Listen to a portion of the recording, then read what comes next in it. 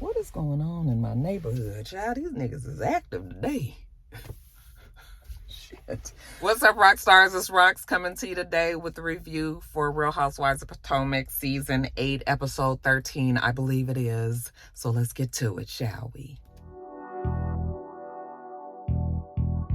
I say I'm gonna take some time off, y'all. All the cashiers, they was like, somebody stole her truck. It's like you can hear it all throughout the store. This Rox coming to you today with a review for Love and Marriage Detroit, Love and Marriage Huntsville, our book 4, Real Housewives of Atlanta. Let's get to it, shall we?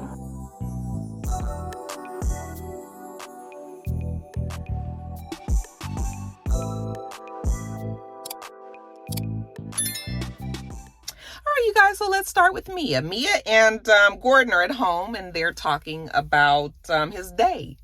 Child, Gordon then went from a CEO of whatever 1,500 buildings and businesses that these two had together to now this nigga been reduced to doing field day with the kids at the school. I was like, Gordon, you ain't out there, playing kickball and tetherball with the babies, are you? I said, boy, life come at you fast, right?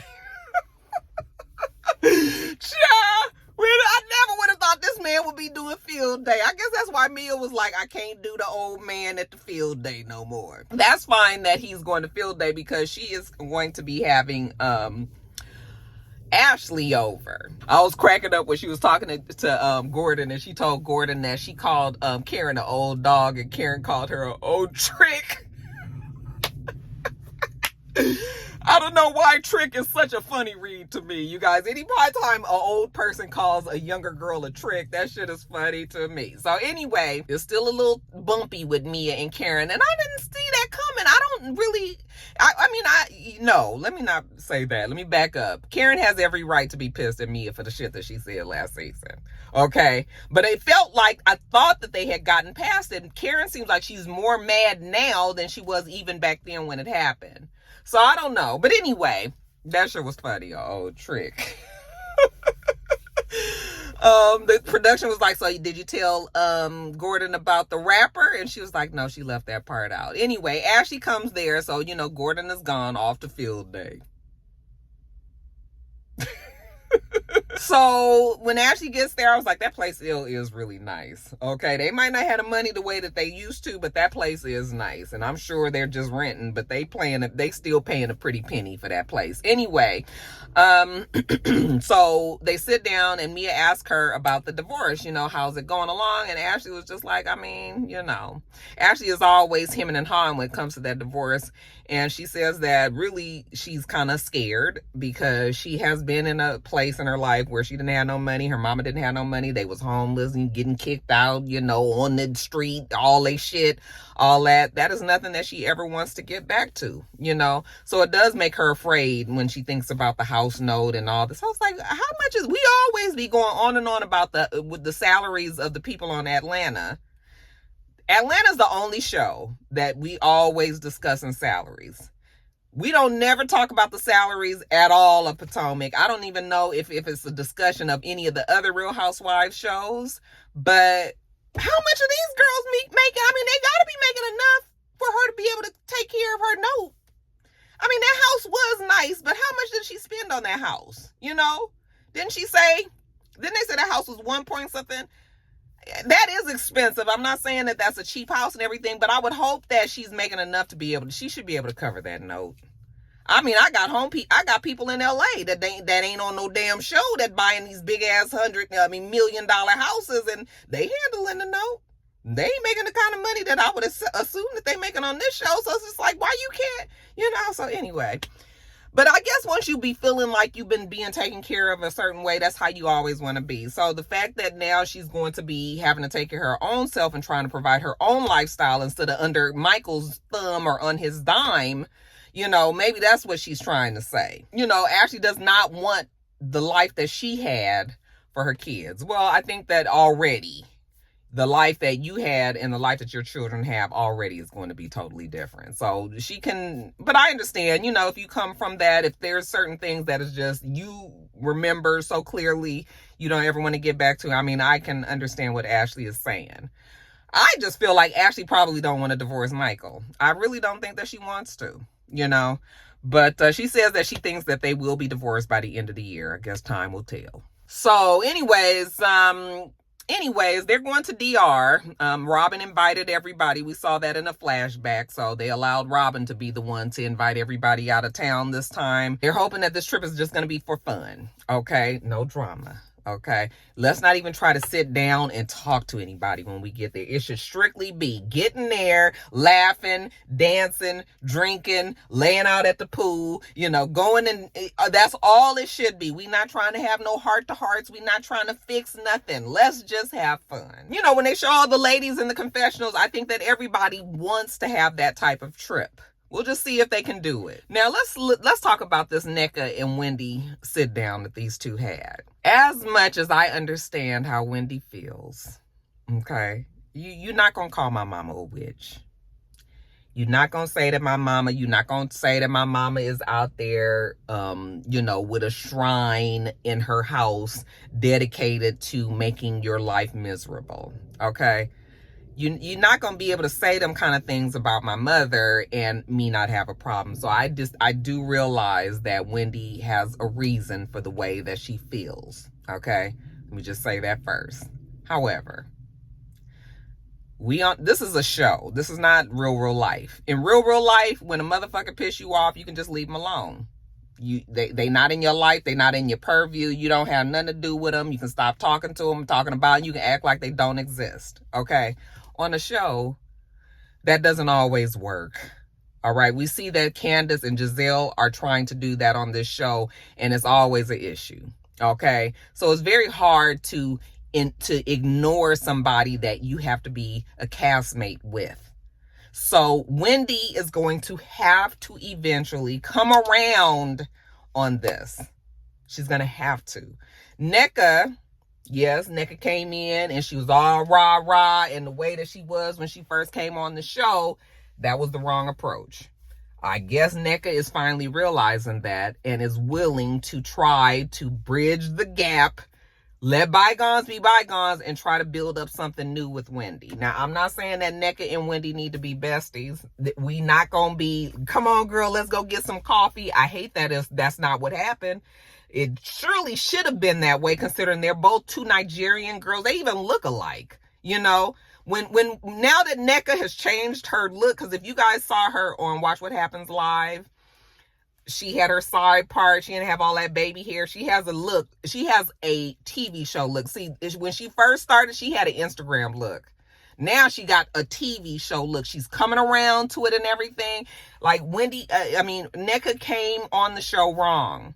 But now she's trying to fix it. Wendy don't have to forgive her. No, she does not. I'm not saying that that's what she has to do. But I don't know how you think you're going to be on this show. You already was not a well-liked personality. Not that many people like Wendy. Not half as much as they like everybody else. So you already was, and now you are not trying to, even if it's surface, even if it is just for the show, you could have, the way that Wendy acted, after she told the girl exactly how she felt, like, no, you knew the implications of you saying that my mom is a witch. And, you already knew in our community how. I didn't have no problem with Wendy saying all the stuff that she said. She needed to say all those things to Nneka, because Wendy and Nneka, being Nigerian, they know more about their culture than any of us do. Okay. So I didn't have a problem with Wendy saying what she had to say. It's just that afterwards, it was just like, okay, Wendy, now you said what you said. She said what she said. I guess Wendy wanted Nneka to just be like, yeah, you're right, my bad. I should have never said any of it. But Nneka didn't say that, so Wendy was just like, okay, well then you don't want any peace. But I do feel like Wendy was the one that was digging in her heels on that one. Because, when we say we are moving forward, that means that, yes, we both have been wronged, or we both still have our feelings of how we felt from the past. However, let's just cut it here, leave that in the past, and let's just try to continue on this way. But Wendy's not trying to do that. And I don't think that is going to help Wendy. Because like I said, she's not a well-liked personality, So it's going to mark Wendy as difficult, and I'm not saying that that's what Wendy is, but that is what the general people are going to say, that Wendy's being difficult and not trying to do anything with Nneka. Because when Wendy finally got up, oh, you don't want peace, you don't want peace, yeah, I don't want peace. And when she walked out and Nneka started crying, Nneka was like, I don't know what to do. Like, I was trying to say sorry, and she wouldn't take it. I was just like, well, Nneka, you didn't really say. Just, people need to learn how to apologize. If you made up your mind that you're going to take the blame for, how things worked, you don't need to bring nothing else up. You just need to say, my bad, I shouldn't have said what I said, and move forward. But you was talking, when you start trying to explain the reason why it's your bad, that's when the shit go left. So I was just like,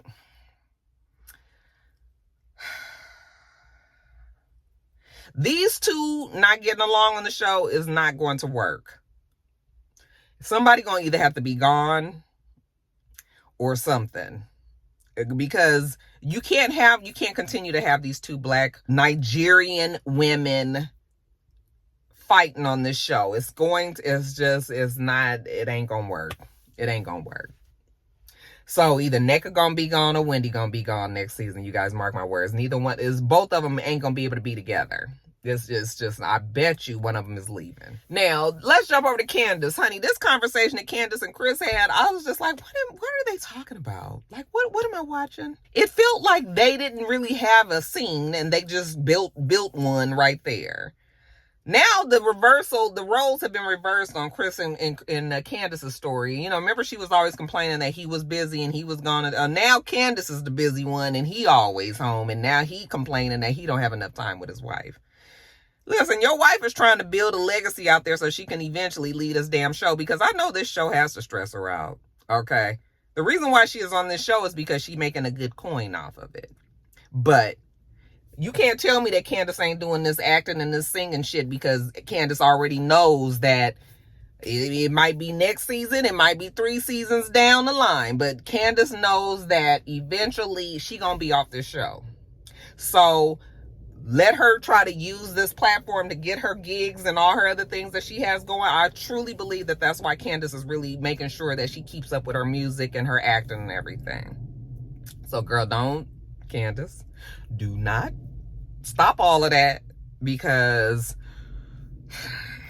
I don't know if I feel like even Candice will be back. Of course, these two are trying to also have a baby, but Candice is upset because she found out that first I thought it was cysts, but then they found out it was swollen lymph nodes in her under her arms. And I don't think people realize that you get swollen lymph nodes all the time. You get throat ache, your swollen lymph nodes, so like all that happens. Like, they're not gonna just remove your lymph nodes because they were infected or swollen, because that happens to everybody. That's your body fighting off and doing all of that, but that made her afraid, because she felt like, breast cancer runs in her family, and now she's not sure she wants to do IVF because that's a hormonal treatment, and then trying to boost her body with all these hormones and, the breast cancer. I totally get that, but now Candice is not sure. But I was like, are the two linked?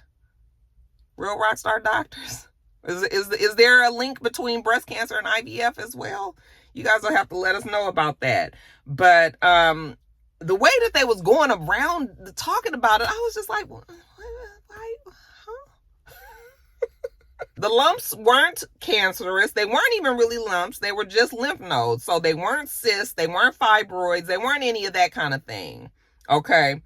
But she wants it removed. Girl, they not taking out your lymph nodes because they was infected for a minute. I just did their whole conversation. I was just sitting there like, y'all just sound like y'all just trying to say something just because you got the cameras there. Like, what are y'all talking about? Then we had to look at Jazelle, and Jazelle, listen, I love her girls. I love her girls. And I think it's sweet that we saw, Grace graduate and everything. But that was another thing. I was just like, Lord, how many times we gonna have Grace Jazelle telling Grace that she's gonna cry. Girl, you ain't got to do all this to try to make us feel like you human. Like, girl, I know that Jazelle loves her girls. I don't need Jazelle to be trying to sit up here faking the funk and acting like she's so emotional. She is not an emotional person like that. So I'm tired of her every time she sit with Grace. She up here explaining how, this is going to be so hard and her twins is going to be gone and all of this. I feel like it's just the thing to say. So we see the clips of, her daughter graduating and, them having their little after thing and the family and all that. Very touching, good for Grace. But moving on. Robin meets Nneka and Mia at the store, and they are preparing for their trip to DR. Remember, I told you that this is Robin's trip. When Mia gets there, you guys see when she picked up that straw bag, and she was like, look, let's get this for Karen, 60-year-old, but looking forward. And it's funny because I had literally just said that yesterday. I was talking to Debbie, and I was telling her how, Karen really looks good. She's 60 years old and she looks like, she could pass for 40. I was watching her on Watch What Happens Live, where the video that I was watching was her getting ready for Watch What Happens Live.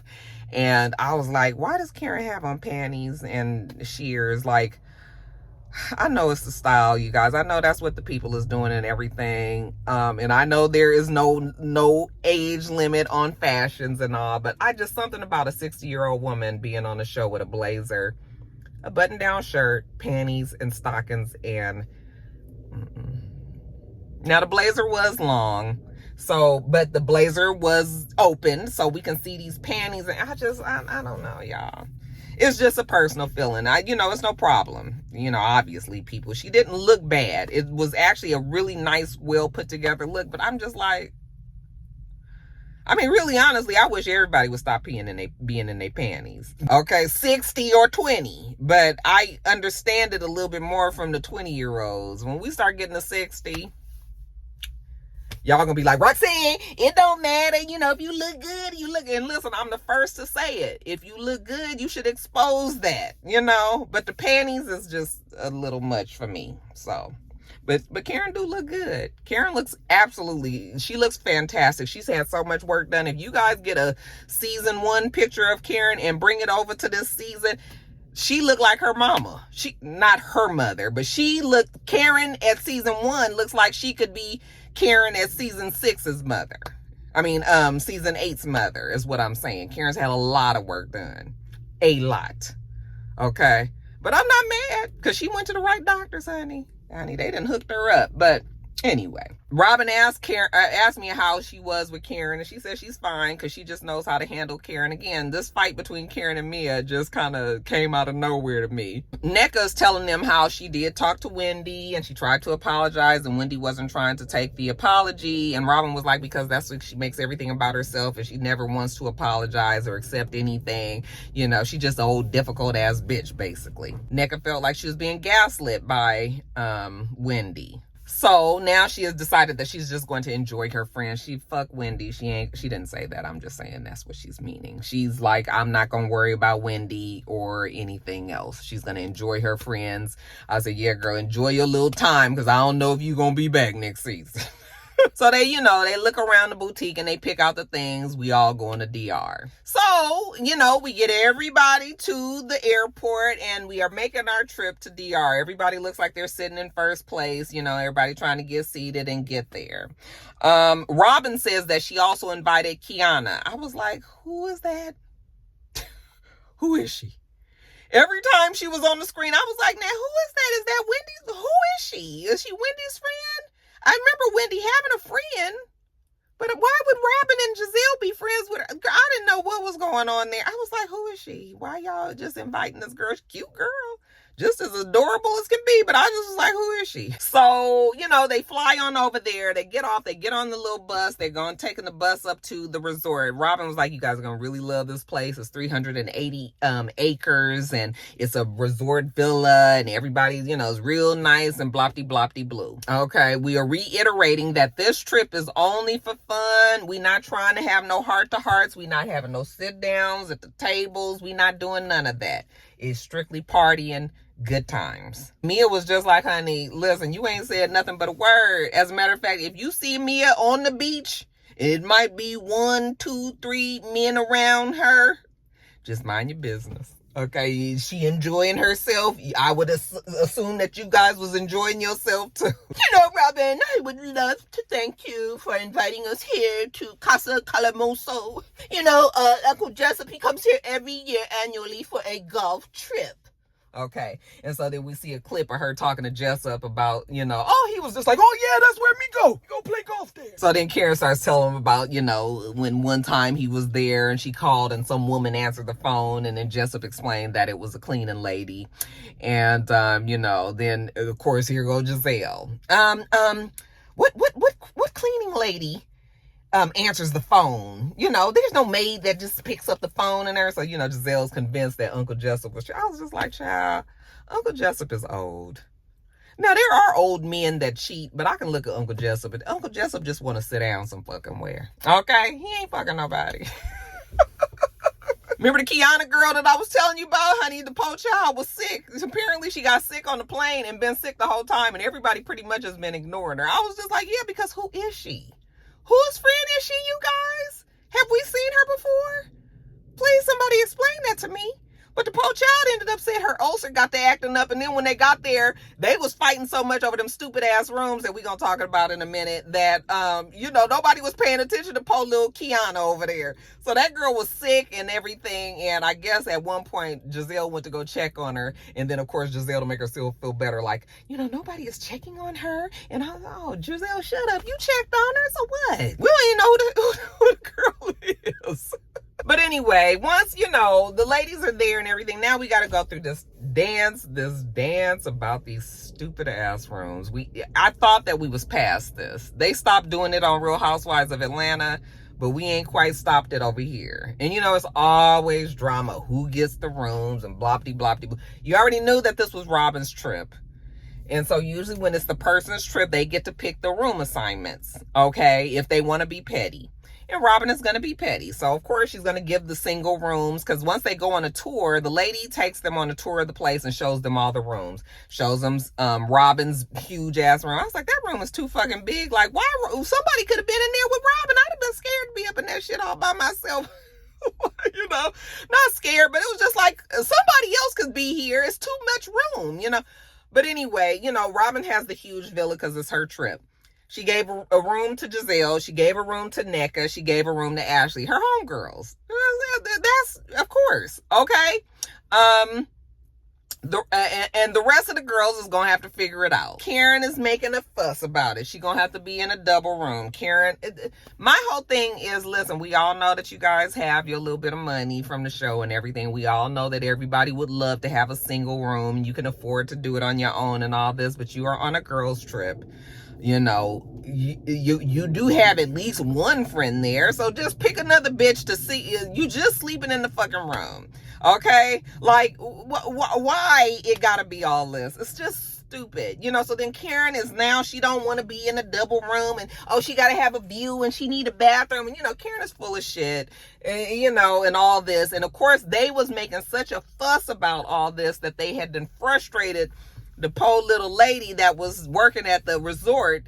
And so the lady was just like, this is what y'all got, okay? Ain't no other rooms that you can buy. Because Karen was just like, I just need a room, you know, with a view of a water, you know, and a bathroom, and it's a single.